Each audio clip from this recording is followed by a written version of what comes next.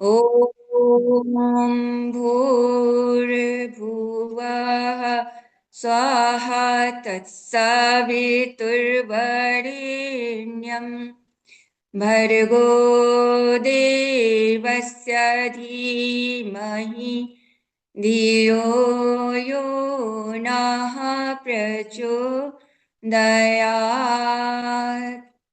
ॐ गुरुर्ब्रह्मा गुरुर्विष्णु गुरुरेव महेश्वरः गुरुरेव परब्रह्म तस्मै श्रीगुरवे नमः।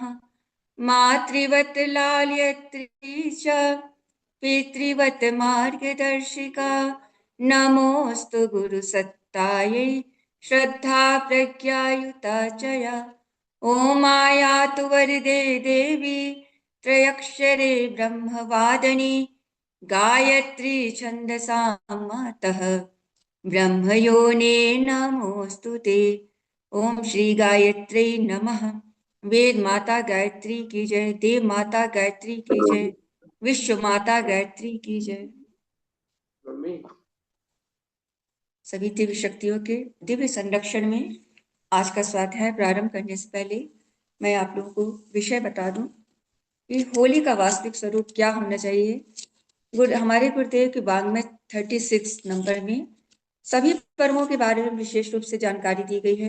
क्योंकि आने वाला पर्व होली है और होली का जो है, जो एक चेतना से मनाए जाने वाला त्योहार था, वो चेतना से कहीं फुहरता में जाकर के रुक गया है। तो क्या यही हमारा जो है होली का स्वरूप था या कुछ और था? इसके उद्देश्य क्या थे, इसके मायने क्या थे, इसकी प्रथा क्या थी? कहीं कहीं हम भूल तो नहीं चुके, कहीं हम उसको गर्त में खो तो नहीं चुके हैं? तो हम गुरुदेव की पुस्तक के द्वारा उन्हीं के शब्दों के माध्यम से आज हम लोग जानेंगे कि वास्तव में होली की पौराणिक पृष्ठभूमि क्या है, उसका वास्तविक स्वरूप क्या है, उसका उद्देश्य क्या है, उसको मनाया कैसे जाना चाहिए, जो जिससे हम अपने पर्वों के असली स्वरूप को जान सके।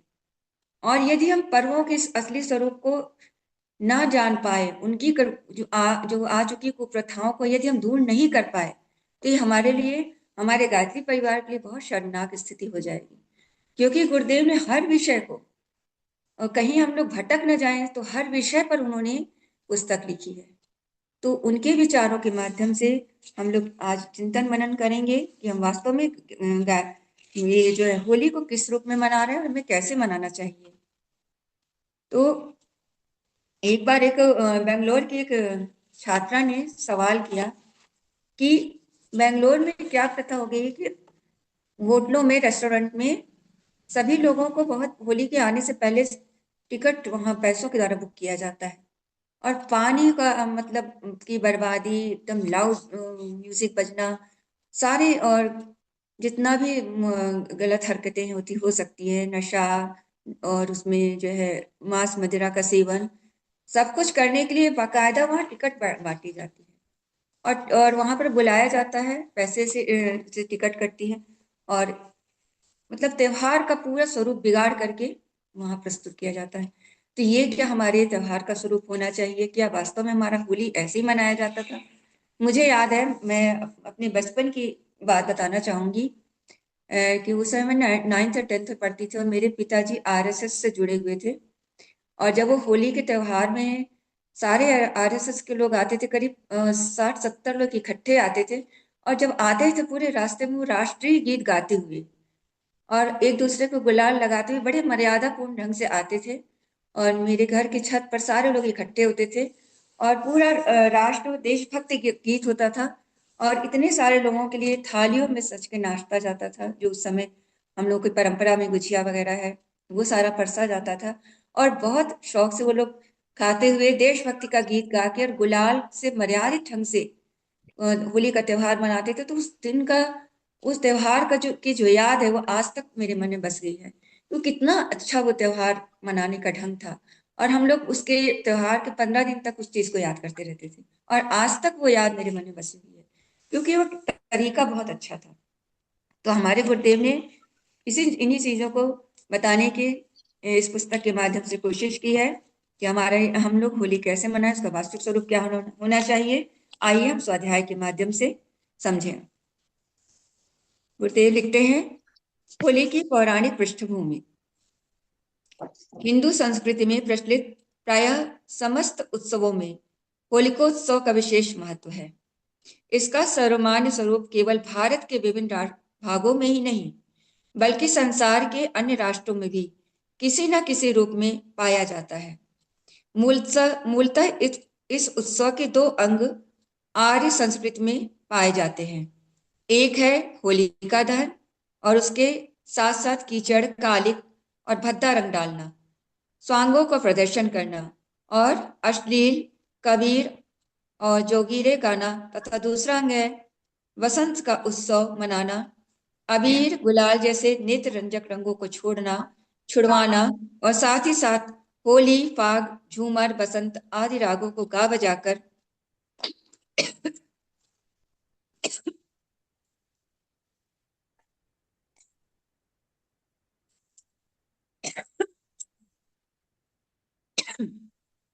सॉरी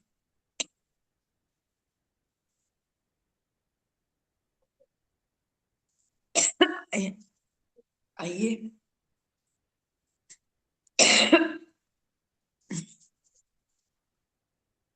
प्राचीन हिंदी धर्म ग्रंथों सॉरी ऐसी अवस्था में दूसरी पूर्णिमा को ही यह होली मनाई जानी चाहिए और जलाना भी उसी दिन चाहिए जिस दिन प्रदोष के समय पूर्णिमा वर्तमान हो, भद्रा ना हो। उस दिन सूर्यास्त के उपरांत ही होली जलाने का विधान है। भद्रों के आरंभ की 5 घड़ी भद्रा का मुख और इसके उपरांत के 3 घड़ी भद्रा की पूछ कही जाती है। कहीं कहीं भद्रा की पूछ में होली जलाने की छूट शास्त्रकारों ने दी है, किंतु प्राय सभी आचार्यों शास्त्रियों ने के दिन प्रतिपदा, चतुर्दशी तथा होली प्रज्वलित करने का विरोध उन्होंने किया है। उनका ऐसा विश्वास है कि जहां इन तिथियों इन समयों में होली जलाई जाती है, वहां वर्ष भर के अंदर ही मनुष्य क्या राज्य सभी का नाश हो जाता है। अतः पुराण समुच्चय में लिखा है कि भद्रा में होली जलाने से देश में शीघ्र ही उत्पात आरंभ हो जाते हैं तथा उस गांव या शहर में अशांति होती है। होली के अवसर पर काष्ठ संचय करने की अनेक कुप्रथाएं हमारे हिंदू समाज में प्रचलित है। लकड़ी की चोरी करना धर्म माना जाता है। ऋतुओं के विभाजन के समय पता नहीं कब से माघ और फागुन को शिशिर तथा चैत्र वैशाख को बसंत माना गया है, किंतु आजकल तो माघ की पंचमी से ही बसंत का आगमन मान लिया जाता है। माघ के शुक्ल पक्ष की पंचमी को, जिसे बसंत पंचमी भी कहते हैं, रात को ही होली का प्रतीक एक काष्ठ या ऋण प्रत्येक गांव, मोहल्ले या टीले में गाड़ दिया जाता है। उसी दिन से काष्ठ संचय आरंभ हो जाता है और बसंत राग, चौताल आदि गाए जाने लगते हैं। पर शास्त्रों में फागुन शुक्ल की पंचमी से पूर्णिमा तक 10 तिथियों में लकड़ी संचय करने का विधान है। इन 10 दिनों में लकड़ी की चोरी करना शास्त्रकारों को भी मान्य था। इतना ही नहीं, आजकल की गाली गलौज की प्रथा भी शास्त्र सम्मत है। उनका तो यहाँ तक कहना है कि होलिकोत्सव के अवसर पर जो किसी कारणवश गाली गलौज नहीं बकता, वह पाप का भागी होता है। वास्तव में समाजशास्त्रियों ने मानव की इस धर्म को वर्ष में एक बार निरागल रूप में छोड़ने की छूट देकर अपनी चतुराई का ही परिचय दिया है। नारदी पुराण के अनुसार फागुन मास की पूर्णिमा को सूर्यास्त होने पर प्रदोष काल के में घर के चौड़े आंगन, किसी चौराहे या किसी निश्चित स्थान पर गोबर से लिपी पुती भूमि पर सूखी लकड़ी, गोबर के कंडे, घास फूस आदि इकट्ठा करना चाहिए और उसे जलाकर होलिका को का विधिवत पूजन करना चाहिए। अब सुनिए होली जलाने की विधि क्या है। जलती हुई काष्ठ या घास फूस के ढेर में नारियल, बिजौरा, धान का लावा, नींबू के फल तथा घी मिश्रित दूध आदि डालकर रक्षोघ्न मंत्रों को पढ़कर हवन करना चाहिए।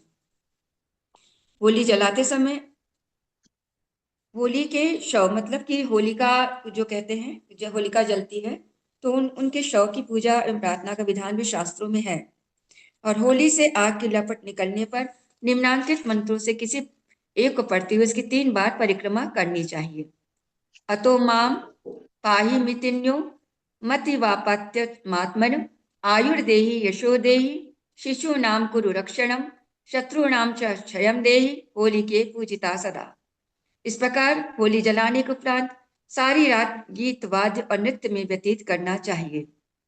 होली जलाने के दूसरे दिन अर्थात घुरेड़ी के दिन होली का भस्म राख लेकर शरीर पर धारण करना चाहिए, जिसका मंत्र इस प्रकार है।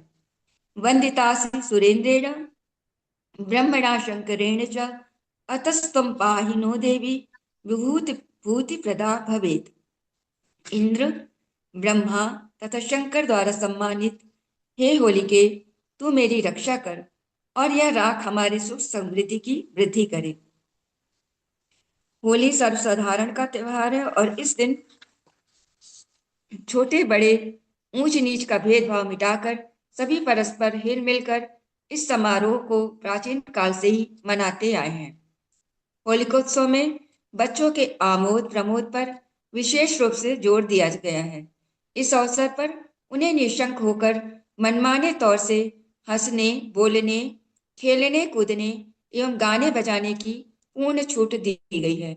अभयम सर्वलोकानां दातव्यम पुरुषेश है शंकिता शोका रमन्ति च हसन्ति च वारुजानि च खड्गानि शिव शिव संप्रार्थिता। समरोत्सुक योद्धाओं की भांति बच्चों को लकड़ी की तलवार लेकर अत्यंत हर्ष उल्लास पूर्वक घर से बाहर निकलकर खेल कूद मचाना चाहिए, किंतु होली की रात्रि के समय बच्चों की रक्षा की ओर भी संकेत किया गया है, जैसा कि भविष्योत्तर पुराण के निम्नांकित श्लोकों से स्पष्ट है। अस्याम निषागमे पार्थ संरक्षा शिशुओ गृहे। होलिका दहन के धुएं के प्रति भी शुभाशुभ की कामनाएं पुराणों एवं फलित ज्योतिष के ग्रंथों में लिखा है कि यदि होलिका की लपटें पूर्व दिशा की ओर जाएं तो वह राजा प्रजा के लिए सुख समृद्धि का सूचक है। अग्निकोण में अग्नि का भय, दक्षिण तथा नैऋत्य में दुर्भिक्ष, युद्ध संकट की संभावना, उत्तर में समस्त राष्ट्रों को अन्न सुख, ईशान में प्रजा में सुख शांति, पश्चिम में विपुल वृष्टि, वायव्य में आंधी तूफान का सूचक है। होली का वास्तविक स्वरूप। अब गुरुदेव होली के वास्तविक स्वरूप के बारे में बताना चाह रहे हैं। त्योहारों की महत्ता को सभी स्वीकार करते हैं। मनुष्य जब निरंतर एक काम करता रहता है, चाहे वह उसके लिए कितना ही रुचिपूर्ण क्यों न हो, वह उससे ऊब जाता है। इसलिए बुद्धिमान पुरुष उसमें सजीवता लाने के लिए काम में परिवर्तन कर लेते हैं। कुछ समय के लिए कुछ और काम करने के पश्चात वह पहले वाला काम करने लगते हैं। इस परिवर्तन अथवा पहले के काम में कुछ विश्राम होने से यह कार्य पूर्ववत होने लगता है। इसी तथ्य के आधार पर हिंदू धर्म में त्योहारों की व्यवस्था की गई है। इन त्योहारों में इस उद्देश्य की पूर्ति के साथ साथ अन्य महत्वपूर्ण रहस्य भी छिपे हुए हैं। नौकरी, व्यापार आदि के व्यस्त कार्यक्रम से अवकाश प्राप्त करके स्वादिष्ट भोजन, सुंदर वस्त्र व अन्य मनोरंजन के साधन तो रहते ही हैं, जिससे मुर्दा मन में भी नवजीवन का संचार हो जाता है। वह कुछ समय के लिए अपने नित्य के चलने वाले कार्य को भूल जाता है और जिस प्रकार से मुरझाई हुई फूल की कली खिल जाती है, उसी प्रकार से उसका मन खिल जाता है। उसके इस प्रफुल्लित मन से शारीरिक व मानसिक शक्तियों का विकास होता है। गृहस्थी व आजीविका के साधनों द्वारा जो चिंताएं उसे खा रही थी, उस क्षति की कुछ पूर्ति इन अवसरों पर हो जाती है। तो गुरुदेव बता रहे हैं कि जो त्योहार हमारे जीवन में बना हुआ है, हमारे हिंदू धर्म में हर महीने कोई ना कोई त्योहार आता है। वो त्योहार क्या है? वास्तव में हम हमारे लिए एक रिमाइंडर की तरह है, जो हमें याद दिलाते हैं कि आप जो जीवन के रूटीन से की निरस्ता जो हमारे जीवन में आ जाती है, तो त्योहार वो बताता है कि हम जीवन में पुनः सरसता लाएं, अपने बंधु बांधवों से इस त्योहार में मिले, एक दूसरे से सहयोग की भावना, सामंजस्य की भावना का जागरण हो और मिलकर के कोई भी त्योहार मनाए। तो जो त्योहार में या परिवारों में जो दूरियां आ जाती हैं, वो त्योहार के माध्यम से दूरियां भी समाप्त हो जाती हैं और समाज में एक समरसता आती है, सहयोग की भावना बढ़ती है और जो जीवन में एक उबाऊपन या निरस्ता आती है वो भी दूर होने लगता है। तो जीवन जीने का जो तरीका है वह उल्लासपूर्ण और चेतनता से भरा हुआ हो जाता है। और हर त्योहार आप देखेंगे कोई ना कोई पूजा या किसी ना किसी देवता से संबंधित होता है, और हर देवता यही सिखाते हैं कि हम असली चीज से जुड़े रहें, अपनी चेतना के उस स्तर से जुड़े रहें जिसे हम ईश्वर या परमात्मा कहते हैं। चाहे आप दशहरे का त्योहार देखेंगे, उसमें भी देखते हैं कि आप रावण को पर विजय प्राप्त किया जाता है भगवान राम के द्वारा। आप यह कृष्ण उत्सव में भी यही देखते हैं कि कंस पर भगवान कृष्ण ने विजय प्राप्त किया, या होलिका दहन में यही देखते हैं कि हिरण्यकश्यप पे प्रहलाद ने विजय हासिल की। तो हर त्योहार हमें चेतना के उस स्तर पर ले जाना चाहता है जिसके लिए हम इस धरती पर हमने जन्म लिया है। तो वहां पर भी हमको समझने की आवश्यकता है, साथ ही साथ घर परिवार समाज में एक रस्ता लाने के लिए भी, समरसता लाने के लिए भी इस पर्व और त्योहारों को हमारे जीवन में जगह दी गई है। त्योहार केवल मनोविनोद के लिए मनाए जाते ही हों ऐसी बात नहीं है, यह जीवन को उज्जवल और महान बनाने का साधन भी बनते हैं। यह हमारे लिए नवीन संदेश लाते हैं। यह जीवन को श्रेष्ठ व आदर्श बनाने वाले सिद्धांतों के विचार ही हमारे सामने नहीं रखते, वरन उन विचारों को क्रियात्मक रूप में हमारे जीवन को व्यवहार में ला देते हैं। त्योहारों की इस विशेषता के कारण इन्हें मनाने पर अधिक बल दिया गया है। हमारे मनीषी ऋषियों ने उन विचारों के विस्तार का माध्यम इन त्योहारों को बनाया जिसमें उनको आशंका थी कि इनमें व्यक्तिगत पतन और सामाजिक अस्त व्यस्तता होनी संभव हो सकती है। आज जाति पाति के झगड़ों से हमारा सामाजिक ढांचा जर्जर होता जा रहा है। गांधी जी ने सबको एकता के सूत्र में बांधने के लिए सबको गले लगाने का उपदेश दिया था। यह सामाजिक विकृति अब बढ़ती जा रही है। इस समस्या को सुलझाने का एक सुंदर साधन है होली का त्योहार, जिसमें छोटे बड़े सभी अपनी सामाजिक ऊंच नीच, अमीरी गरीबी, पद प्रतिष्ठा आदि को भूल जाते हैं, एक दूसरे से गले मिलते हैं, गुलाल व रंग द्वारा अपने संबंधों का प्रदर्शन करते हैं और एक दूसरे के साथ बेतकल्फी के साथ व्यवहार करते हैं। पिछले वर्ष में एक दूसरे के द्वारा हुए मनोमालिन्य को भूल जाते हैं। विरोधी भावों से जो फूट के बीज उत्पन्न हो रहे थे वह समाप्त हो जाते हैं और उसके स्थान पर सामूहिकता और संगठन की नींव रखी जाती है।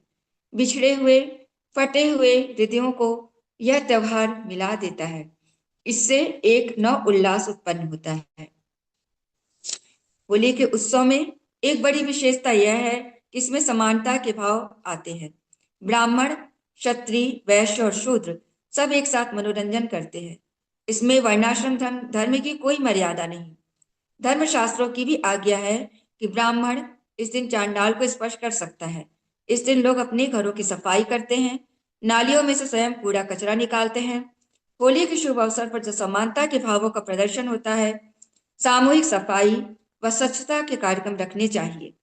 सार्वजनिक स्थानों की सामूहिक सफाई करनी चाहिए ताकि इस कार्य को व्यवसाय के रूप में करने वाले लोगों के मन से यह हीन भावना निकल जाए कि झाड़ू देने वाली साफ करना यदि कार्य घृणित व नीच है, इन्हें बड़े बड़े व्यक्ति भी करने में संकोच नहीं करते। मतलब एक समभाव की भावना लोगों में जागृत होगी। इस हीन भाव के मन से निकल जाने से अपने व्यवसाय में अधिक रुचि लेंगे, वरना वह अपनी 1.5 ईंट की मस्जिद अलग खड़ी कर लेंगे और अपने को पृथक जाति घोषित कर देंगे। सामूहिक स्वच्छता के माध्यम से हम अपने जाति और देश के संगठन को बनाए रह सकते हैं। प्रेम भावों की वृद्धि से आपस में आकर्षण बढ़ता है।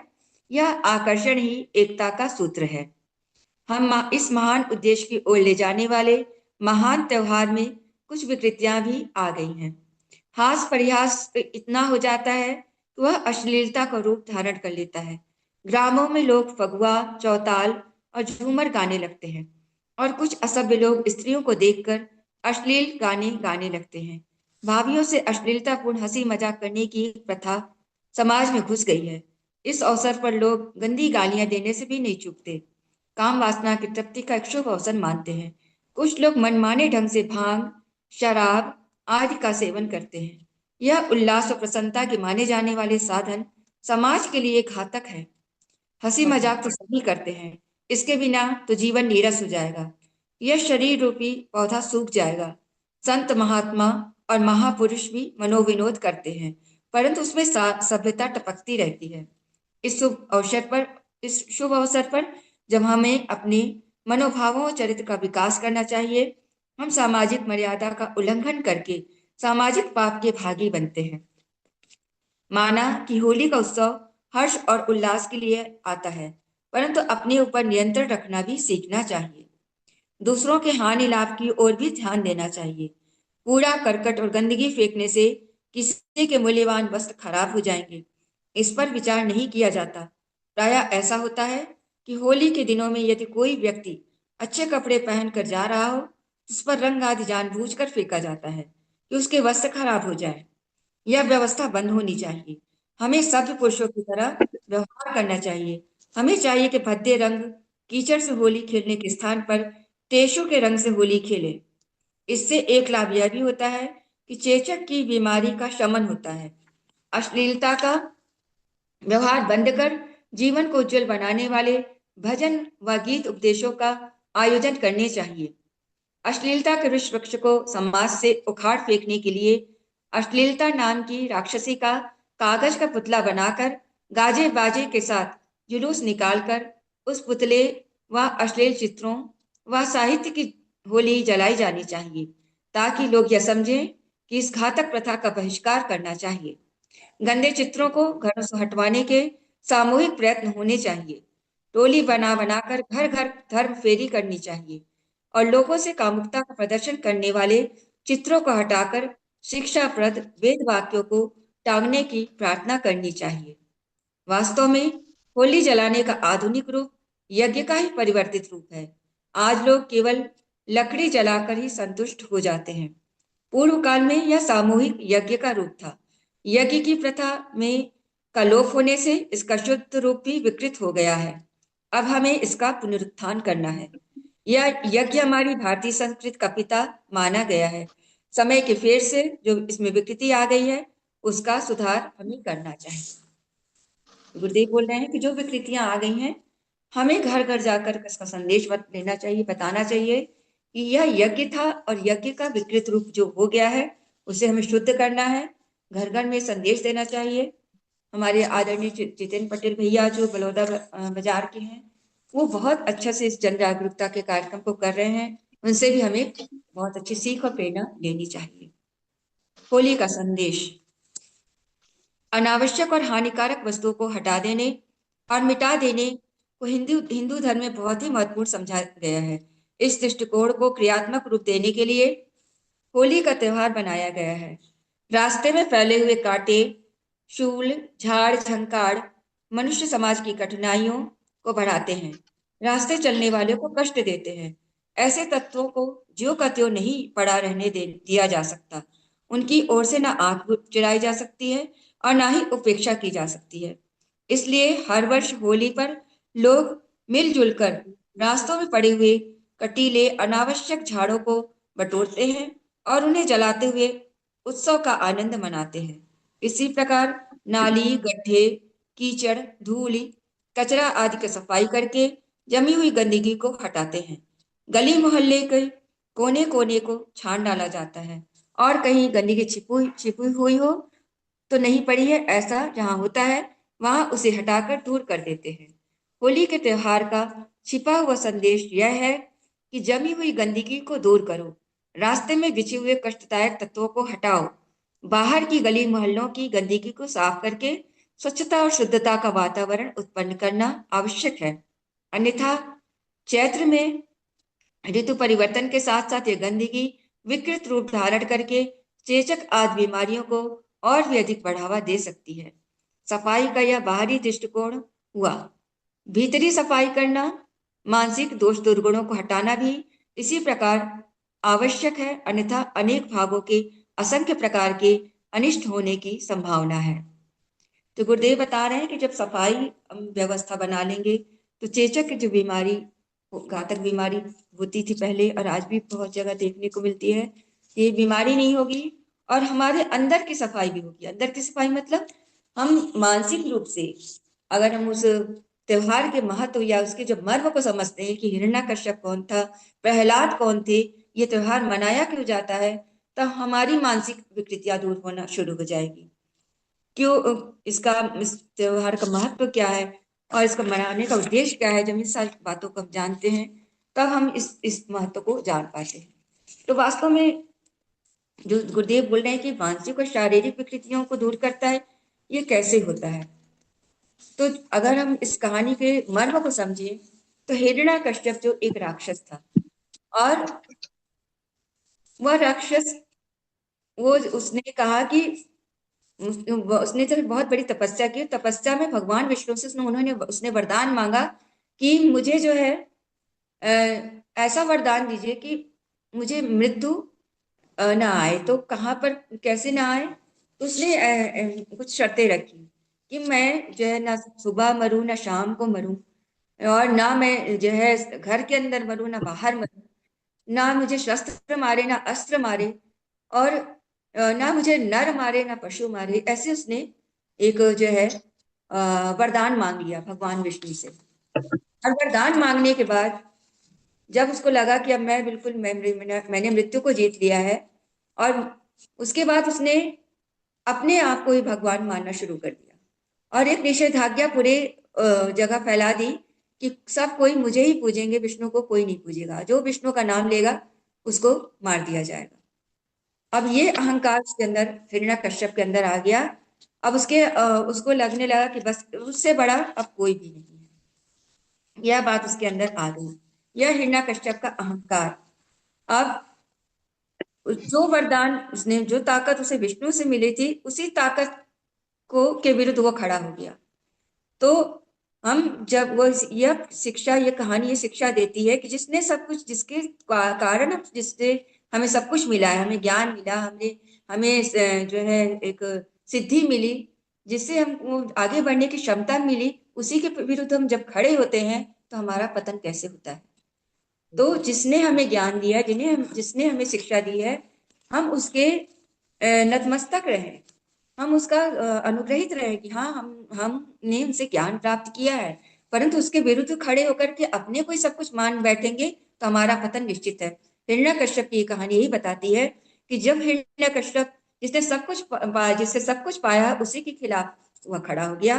तो जिससे ज्ञान मिला, जिससे शक्ति मिली, उसी को चैलेंज करना उसने शुरू कर दिया। तब क्या हुआ, तो उसका, ऐसे में उसको चैलेंज करने कौन आया, कोई नहीं कर पाया। तो उसका बेटा जो छोटा सा नन्हा सा बालक था, वह उसने ही उनको चैलेंज कर दिया कि पिताजी, आप पिताजी हैं, मैं ये मानता हूँ, परंतु आप भगवान विष्णु से बड़े हैं और आपको विष्णु की तरह माना जाए, ये मैं बिल्कुल नहीं मानूंगा।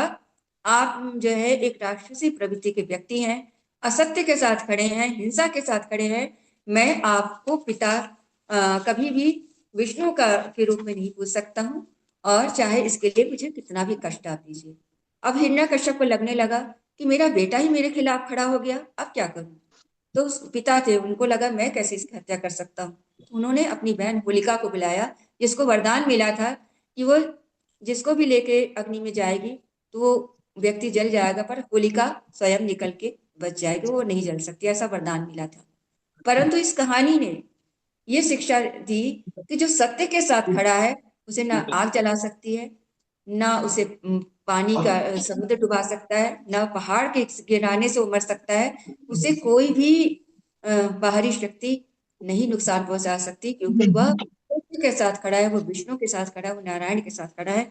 यही शिक्षा हमको देती है कि मतलब जो, अगर आपके पास त्याग है, ज्ञान मिला है, सिद्धि मिली है, ताकत मिली है, तो उसका आप अगर उल्टा उपयोग करोगे तो पलट करके वो आपके ही पतन का कारण बनेगा। तो यही बात इस हिरण्यकश्यप की इस कथा के द्वारा हमें मिलती है कि चौकन्ने रहिए, आप आचरण पर हमारी उंगली ना उठे। आप धार्मिक व्यक्ति है तो धार्मिक व्यक्ति यदि बन रहे हैं तो धार्मिक हमारा आचरण भी होना चाहिए। तो जो भी कुप्रथाएं आ गई हैं, तो होली के संदेश को हम समझने की कोशिश करें कि बाहरी सफाई तो करें ही करें, मानसिक और अंदर की सफाई भी करें, कि हम हमेशा सत्य का साथ दें, गलत का साथ हम कभी भी ना दें। आगे गुरुदेव लिखते हैं, रास्ते में कांटे आते रहने का नियम प्रकृति प्रदत्त है। यदि कांटे सामने ना आवे, विघ्न बाधाओं का अस्तित्व ना रहे, तो मनुष्य की जागरूकता, क्रियाशीलता, चैतन्यता और विचारकता नष्ट हो जाएगी। रगड़ में उस शक्ति है कि हथियार को तेज बनाती है। यदि हथियार घिसा ना जाए तो वह कुंद हो जाएगा। जंग लगकर कुछ समय बाद निकम्मा बन जाएगा। मनुष्य जीवन में रगड़ और संघर्ष की बड़ी भारी आवश्यकता है, अन्यथा जीवित रहते हुए भी मृत अवस्था के दृश्य देखने पड़ेंगे। जो जातियां अपनी सामाजिक, आर्थिक, राजनीतिक प्रकृतियों को संघर्ष पूर्वक हटाती रहती हैं, अनावश्यक तत्वों को नष्ट करती रहती हैं, वह जीवित रहती है। और जो भाग्य भरोसे शुतुरमुर्ग की तरह बालों में मुंह गाड़ कर निश्चिंत एवं निश्चिक्रिय बन जाती हुई गरीबी, गुलामी, बीमारी, बेइज्जती आदि के दुख को भोगती हुई नष्ट हो जाती है। तो गुरुदेव बता रहे हैं कि आपको यह होली का त्योहार क्या सिखा रहा है। आज से 20-25 साल पहले कभी भी होली के त्योहार में मुर्गा नहीं कटता था, दारू नहीं बिकती थी। आज वो पूरा धर्म में हमारे कैसे आ गया। वह तो एक पिता की एक पुत्र से लड़ाई थी। एक छोटा सा बालक अपने पिता के विरुद्ध खड़ा हो गया था क्योंकि उसके पिता एक गलत काम कर रहे थे। और हम किसके धर्म में, यदि हमारे इस होली के त्योहार में वो नशे की चीज आ गई, मुर्गा आ गया, वो मांस मदिरा आ गया, तो हम किसके साथ खड़े हैं? क्या हम होलिका के साथ नहीं खड़े? क्या हम हिरण्यकश्यप के साथ नहीं खड़े हैं? गलत चीजों का साथ दे रहे हैं? तो ये कैसे हमारे त्योहारों में आ गया। तो यदि हमको अपना धर्म बचाना है, अगर हम चाहते हैं कि धर्म मर ही ना जाए, तो बहुत जरूरी है कि धर्म में आई हुई, पर्वों में आई हुई कुप्रथाओं को हम अपने, आज बहुत सारे लोग बोलते हैं कि धर्म झंझट हो गया है। क्यों मानने लगे हैं ऐसा लोग? क्योंकि होली के दिन लोग अंडे फेंक रहे हैं, अंडे के छिलके फेंक रहे हैं, कीचड़ लगा रहे हैं, लोगों के सामान की अच्छी चीजों को ले जा करके उसको जला दे रहे हैं। धर्म के नाम पे जो हम बेवकूफियां कर रहे हैं वो क्यों कर रहे हैं? हम पेड़ काट रहे हैं, हम अंडे फेंक रहे हैं, कीचड़ फेंक रहे हैं, तो धर्म के नाम पर ये खराब जो विकृतियां आ रही हैं वो हम कैसे कैसे दूर करें, इस बात के लिए चिंतन मनन करने की बहुत आवश्यकता है। तो आज लोगों को भक्त शब्द को गाली के समान लोग यूज कर रहे हैं। क्यों ऐसा हो गया हमारे धर्म में? और बहुत सारे लोग तो आज हाँ बिल्कुल खड़े ही हुए हैं हमारे सनातन धर्म को, हमारे हिंदू धर्म को नीचा दिखाने के लिए। और हम लोग जैसे लोग इन सब चीजों को, यदि अगर एक सज्जन कहलाते हैं, अगर हम और इस चीज को भी दूर करने के लिए आगे नहीं आते, तो कहीं ना कहीं हम भी इसके समर्थक ही हैं। यदि हम दूर करने के लिए आगे नहीं आ रहे हैं, तो ये सारी चीज हमको दूर करनी पड़ेगी और आदर्श बनकर हमको प्रस्तुत कर, हमको स्वयं होना पड़ेगा, हमें प्रेरणा बनना पड़ेगा। और होली में यदि विकृतियां लाने वाले लोग हजार खड़े हैं, तो सुंदर आदर्श प्रस्तुत करने वाले हम लोगों को भी तो खड़ा होना पड़ेगा। हमें भी तो सार्थक बनना पड़ेगा, सार्थक बातें हमें प्रस्तुत करनी पड़ेगी। और साल भर में हमारा धार्मिक आचरण केवल होली के दिन ही नहीं, साल भर हमारा धार्मिक आचरण ऐसा होना चाहिए कि अगला व्यक्ति पूछे ये कौन है, इनका आचरण इतना अच्छा कैसा है, कैसे है, तो आप बता सके कि हाँ वह बहुत धार्मिक व्यक्ति है। तो इन सब चीजों की शिक्षा लेने की हमको आवश्यकता है कि होली का त्योहार हमको क्या सिखाना चाहता है कि हम पशुता और असभ्यता को दूर करें, बेवकूफियों को दूर करें, एक सज्जनता और सुसभ्यता का वातावरण हम प्रस्तुत करें। आइए हम देखें कि होली का त्योहार कैसे मनाया जाए गुरुदेव के शब्दों में। किसी भी जाति के त्योहार और उत्सव वहाँ के इतिहास और परंपरा के परिचायक होते हैं।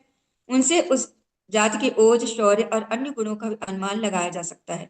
पर आजकल हमारे अधिकांश देशवासी त्योहारों के मूल तत्व को भूलकर उनको प्राय उल्टे सीधे ढंग से मनाने लग गए हैं, जिससे लाभ के स्थान पर प्राय हानि ही होती जान पड़ती है। तो आइए हम देखें, समाज में विशेष रूप से चार श्रेणियों के व्यक्ति दिखलाई पड़ते हैं। पहले प्रकार के व्यक्ति वे हैं जो अपने स्वार्थ का ध्यान बहुत कम रखते हैं और अपनी शक्ति तथा साधनों का उपयोग संसार के हित के लिए करते हैं। दूसरी श्रेणी के मनुष्य में शक्ति की अधिकता होती है, वे उस बल का उपयोग सज्जनों की रक्षा तथा दुष्टों के दमन में करते हैं। तीसरे व्यक्ति वे होते हैं जो ज्ञान और शारीरिक शक्ति का अभाव होते हुए भी आर्थिक दृष्टि से सफल होते हैं। वे कृषि, पशुपालन, व्यापार द्वारा उचित ढंग से धन कमाकर समाज के अनेक अभावों को दूर करने में सहायक बनते हैं। चौथी श्रेणी उन मनुष्यों की होती है जो ज्ञान, बल और धन से रहित होते हुए शारीरिक श्रम से समाज की अत्यंत उपयोगी सेवा करते हैं। इन चारों प्रकारों के मनुष्यों को हम भारतीय समाज के प्राचीन संगठनों के अनुसार ब्राह्मण, क्षत्रिय, वैश्य और शूद्र के नाम से पुकारते हैं। आइए वर्तमान समय में सभी के बारे में हम जिम्मेदारी समझें। वर्तमान समय में यद्यपि सभी त्योहारों में अनेक दोष घुस गए हैं और उनका आदर्श स्वरूप अधिकांश लोप हो गया है, परंतु होली का रूप सबसे अधिक बिगड़ा है। वैसे इस त्योहारों को मनाने के जो प्राचीन परिपाटी प्रतीक रूप में अब भी प्रचलित है, उससे प्रकट होता है कि यह एक विशुद्ध सामूहिक यज्ञ है और इस संबंध में निम्न निम्न तथ्य ध्यान देने योग्य है। पहला, एक मास पूर्व शमी की लकड़ी गाड़कर फागुन सदी 15 को लकड़ी कंडे इकट्ठे करके जलाना यज्ञ का ही रूप है। दूसरा, जलाने से पूर्व आचार्य पंडित द्वारा उसका पूजन होना और गांव के मुखिया द्वारा पूजन करवाना यह यज्ञ के यजमान बनाए जाने का चिन्ह है। होली में नारियल के लच्छे लपेट कर डालना यज्ञ की पूर्णाहुति में नारियल चढ़ाने का चिन्ह है। इसके पूजन में मिठाई गुड़ आदि चढ़ाकर बच्चों में बांटना यज्ञ में प्रसाद वितरण का लक्षण है। इसकी लपटों में अग्नि में हवि पात्र को बालों को पकाकर खाना भी यज्ञ का ही एक लक्षण है। होली एक ऐसा त्योहार है जो ऋतुराज बसंत में आता है। इसी समय सदी का अंत और ग्रीष्म का आगमन होता है। इस समय ऋतु परिवर्तन से चेचक के रोग का प्रकोप होता है।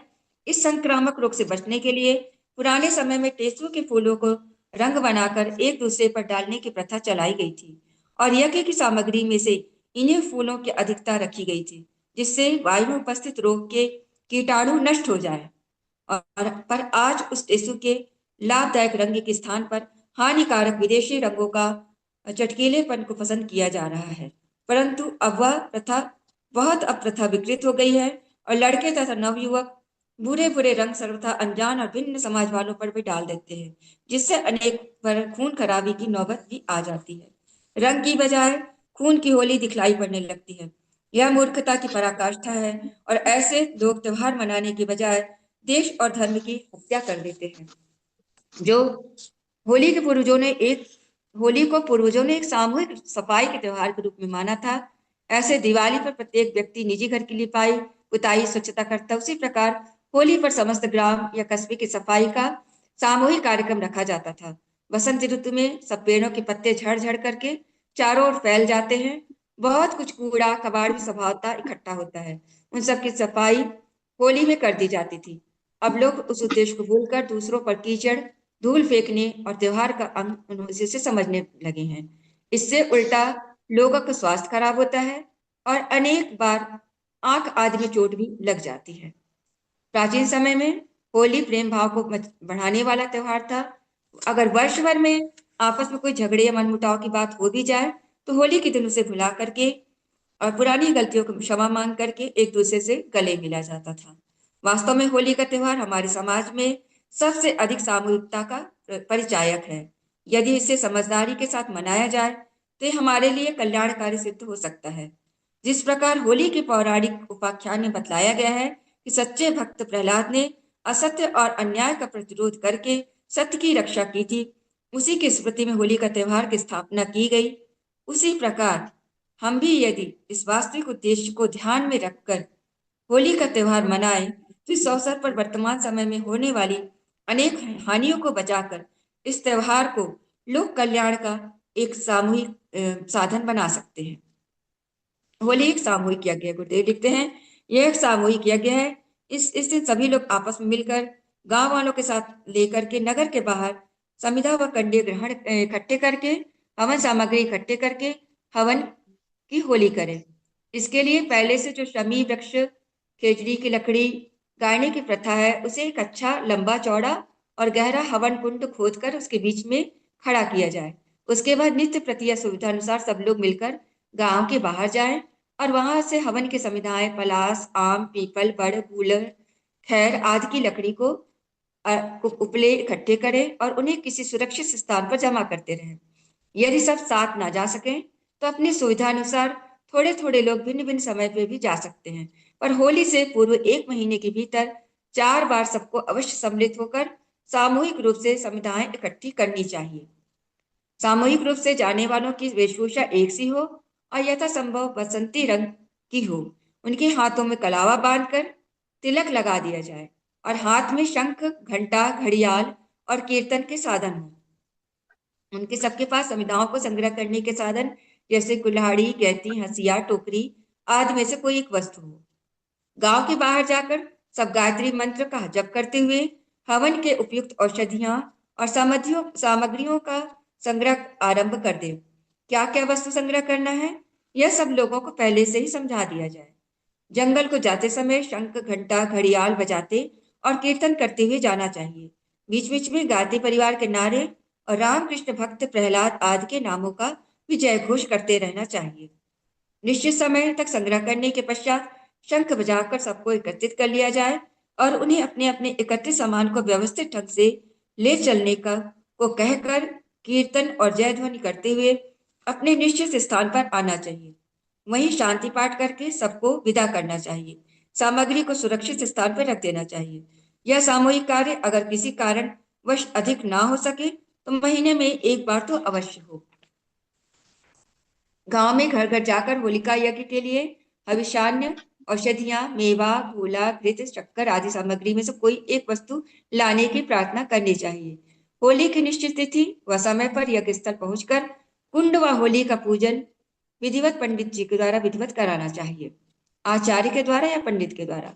हवन होने के पश्चात अपने साथ लाए नारियल, गोला, सुपारी आदि से पूर्णाहुति करनी चाहिए। कीर्तन करते हुए 4 परिक्रमा लगानी चाहिए।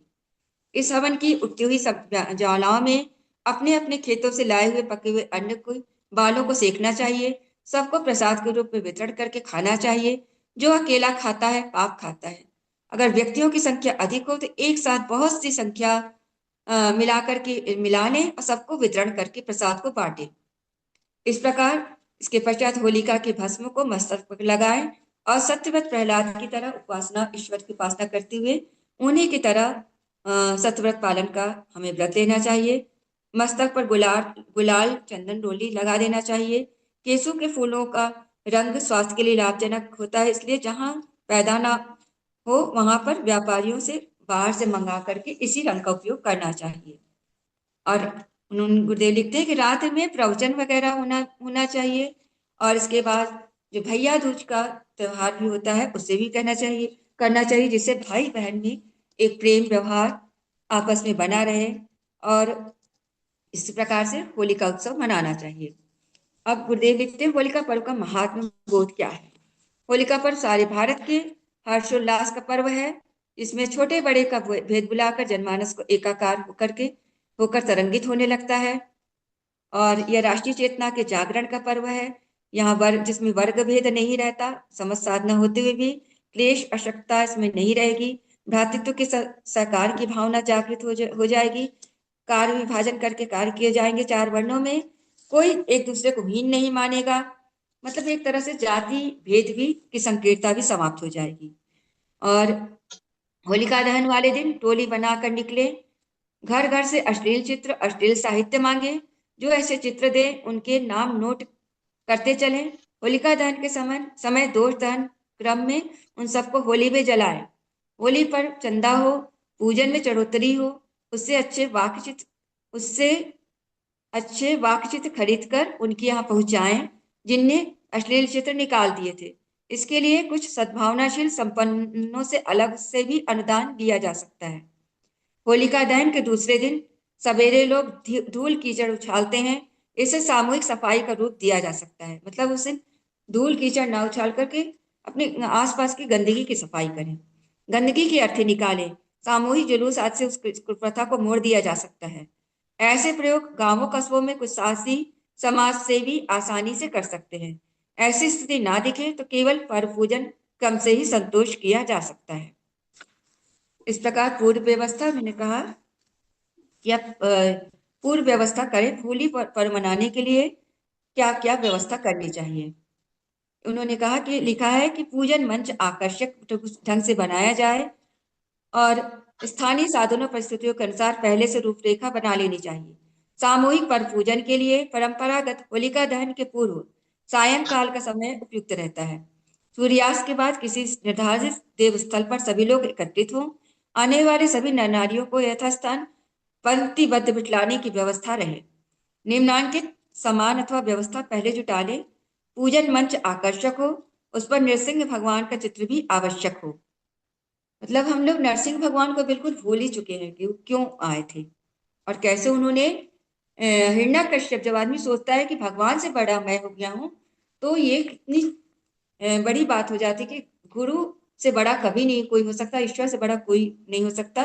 तो नरसिंह का अवतार लेकर के भगवान ने सब कुछ झुटला दिया, जितना वरदान था उन्होंने झुटला दिया और उन्होंने दिखा दिखा दिया कि ईश्वर से, भगवान से बड़ा कोई और सत्य से बड़ा कुछ नहीं हो सकता। तो हमें नरसिंह भगवान का चित्र उस समय जरूर लगाना चाहिए। सामान्य पूजन सामग्री के साथ समता देवी की पूजन के लिए चावल की 3 ढेरियां पूजन के मंच पर पहले से लगाकर रखें। मातृभूमि पूजन के लिए मृतिका पिंड, मिट्टी का छोटा ढेला भी रखें। स्वस्ति वाचन, पुष्पांजलि आदि के लिए पर्याप्त मात्रा में पुष्प अक्षत रखें। नवान्न यज्ञ के लिए गेहूं की बाल, चने की बूट आदि तैयार रखें।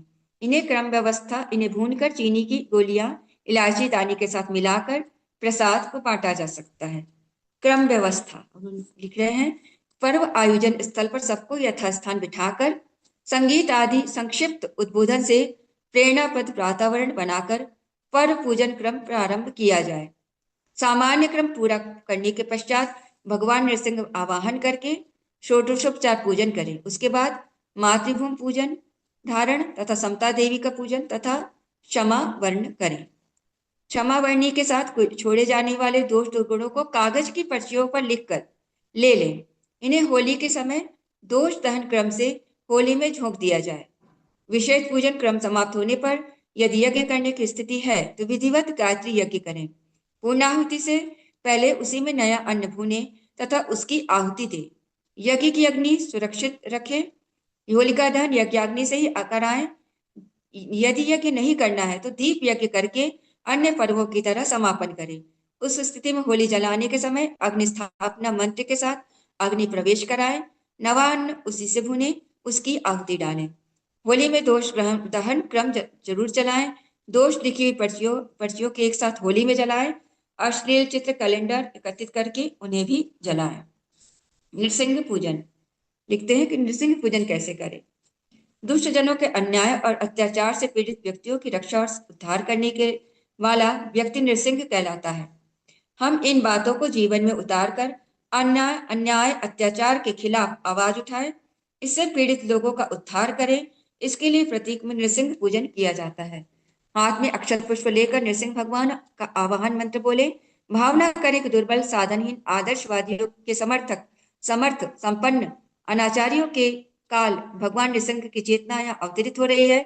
इसके संसर्ग से समाज का कायाकल्प होने की संभावना बनेगी। ओम नृसिंहाय विद्महे वज्रनखाय धीमहि तन्नो नृसिंह प्रचोदयात्। ओम श्री नृसिंह भगवते नमः। नृसिंह आवाहयामि स्थापयामि पूजयामि ध्यायामि। आवाहन के साथ सबके हाथ में अक्षत पुष्प देकर प्रतिनिधि से पुरुष शुक्ति के साथ षोडशोपचार पूजन कराएं। अंत में पुष्पांजलि के समय सबके पुष्प एकत्रित करके अर्पित किए जाएं। फिर उसके बाद मातृभूमि पूजन किया जाए। मिट्टी इस धरती का रज हमें उसके उपकारों के याद दिलाती है, जिस पर हम खेले हैं, बड़े हुए हैं, जिसने हमें शिशु की भांति खिलाया है। उसके धूल को मस्तक पर लगाएं, प्रणाम करें और मृतिका पूजन के लिए मंत्र बोलते हुए रोली अक्षत लगाएं और मंत्र बोले। ओम महीर्दौ पृथ्वी च न इमं यज्ञं मिक्षितां विपृतां नो भरीमभि। ओम पृथिव्यै नमः। आवाहयामि स्थापयामि ध्यायामि। त्रिधा समता देवी पूजन। भेद विभेद को मिटाकर समता को अपनाना मानव समाज के उत्थान, विकास एवं कल्याण के लिए आवश्यक होता है। जो समाज जितना एक ओर संगठित होगा उतनी ही उन्नति की ओर बढ़ेगा। इसके विपरीत भेद विभेद असमानता में बटा हुआ विसंकलित समाज नष्ट भ्रष्ट हो जाता है। उसे दूसरे के सामने झुकना पड़ता है, पददलित होना पड़ता है। समाज की शक्ति क्षमता में, एकता में और संगठन में ही निहित है। एक चौकी पर चावलों की 3 ढेरियों को रखकर उनका निम्न मंत्रों से विधिवत पूजन करना चाहिए। स्मरण रहे कि एक ढेरी लिंग भेद को मिटाने के प्रतीक है, दूसरी जाति भेद और तीसरा अर्थ भेद अर्थात असमानताओं को दूर करने के लिए। इस प्रकार इन 3 समानताओं के प्रतीक के रूप में यह पूजन किया जाता है। भावना करें कि पूजन के साथ विषमता को निरस्त करने वाले समत्व भाव का संचार सब में हो रहा है। ओम अम्बे अम्बिके अम्बालिके नमान्यति कश्चन सशस्त्रशुकः भू सुभद्रिकाम कामपिल वासिनी। पूजन के बाद यदि समय हो तो यज्ञ करें, अन्यथा दीप यज्ञ करके आगे का क्रम वहीं पूरा कर लें। यदि होली के स्थान पर भीड़ को नियंत्रित रखते हुए प्रेरणा संचार की स्थिति हो तो वहीं के लिए अगले क्रम जोड़ें, अन्यथा पूजा स्थल पर ही सारे उपचार भाव भरे वातावरण में करा लें। होली परंपरागत ढंग से ही जलने दें। स्थिति के अनुरूप विवेक पूर्वक निर्धारण करें, मतलब जैसा जहां पर देखें वैसा आप विवेक पूर्वक निर्णय लें। क्षमा वाणी। स्मरण रहे कि होली समता का पर्व है। इस अवसर पर छोटे बड़े, स्त्री पुरुष, ऊंच नीच, गरीब धनवान का भेद भुलाकर सबसे अपने अपराधों की, दुष्कर्मों की क्षमा मांगना, भविष्य में ऐसा न करने का व्रत लेना तथा अपनी भूलों पर पश्चाताप करना समता के भावों को बलवान और जागरूक बनाने के लिए उपयोगी सिद्ध होता है। सभी लोग अपने अपने हाथों को अंजलिबद्ध करके निम्न मंत्र बोलते हुए दोष दुर्भाव छोड़ने के रूप में जलांजलि दें। स्मरण रहे आचार्य सभी की अंजलि में थोड़ा जल देकर मंत्रोच्चार आरंभ कराएं। ओम मित्रस्य माम चक्षु में शेक्षत्वमग्नये सगराः सगरास्य सगरेण नाम्ना रौद्रेण नीकेन पात माग्नया पिप्लित माग्नयो गोपायत भा नमो वो अस्तु माँ ही गम शिष्ट। मंत्रोच्चार के बाद अंजलि का जल सब लोग भूमि पर छोड़ दें। जिनके प्रति भी मन में जो द्वेष दुर्भाव हो त्याग दें। रज धारणम। मातृभूमि की रज मस्तक पर धारण करके हम उसके प्रति अपना सम्मान ही प्रकट नहीं करते, वरन अपना जीवन धन्य बनाते हैं। उसे जीवन में महत्वपूर्ण स्थान देने के लिए मस्तक, कंठ, हृदय, भुजाओं में बालू। धारण। इससे तात्पर्य यह है कि उन अंगों के रहते हुए हम मातृभूमि के प्रति कर्तव्य उत्तरदायित्व से अलग ना हो। सबके बाएं हाथ में थोड़ी थोड़ी मिट्टी पहुंचाएं। मंत्र के साथ ललाट, बाहुबल, कंठ एवं हृदय आदि में लगाएं। ओम त्रयायुषम जमदग्नेरिति ललाटे। ओम कश्यपस्य त्रयायुषम इति ग्रीवायाम। ओम यद्देवेषु त्रयायुषम इति दक्षिण बाहुमूले मूले। ओम तन्नो अस्तु त्रयायुषम इति हृदि। ऐसा करके लगाएं। नवान्न यज्ञ। भारतीय आदर्शों के अनुसार प्रत्येक शुभ पदार्थ, नई वस्तु भगवान को समर्पित करके उनके प्रसाद के रूप में यज्ञ अवशिष्ट रूप से ग्रहण की जाती है। होली के अवसर पर आए नवान्न को भी हम भगवान का प्रसाद बनाकर ग्रहण करें। इसलिए यज्ञ में नवान्न की आहुतियां दी जाती हैं। इसे नवषष्ठी यज्ञ कहते हैं। नवान्न को निम्न मंत्र बोलते हुए यज्ञाग्नि में भून लें। ओम अन्नपते अन्यस्य नो देह भीवस्य सुष्मिणः प्रपतातारम तारिष्यतर्जम नो धेय द्विपदे चतुष्पदे। तत्पश्चात प्रसाद वितरण किया जाए और जय घोष के बाद क्रम समाप्त किया जाए। इस प्रकार गुरुदेव ने यहाँ पर होली के व्रत का पूर्ण महात्म, उद्देश्य, उसका असली स्वरूप, उसका पूजन सभी कुछ बताया। बताने का होली का जो प्रमुख उद्देश्य, वास्तव में भारत एक कृषि प्रधान देश रहा है और कृषि प्रधान देश में ज्यादातर लोगों की जो जीविका का पालन किससे होता था? कृषि के द्वारा। और जब जब कृषि का फसल उगती थी तब तक हमारे यहाँ त्योहार मनाने का एक उपक्रम बहुत प्राचीन काल से चलता आ रहा है।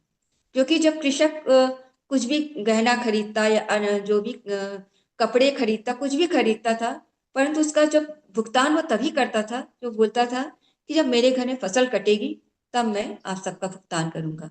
तो एक कृषक के घर में जब खेती होकर के फसल कट के खलिहान में आती थी तो खुशी केवल कृषक की नहीं होती थी, उस बनिए की भी होती थी जो है किराने का सामान बेचता था, उस वस्त्र विक्रेता की भी होती थी जो वस्त्र बेचता था।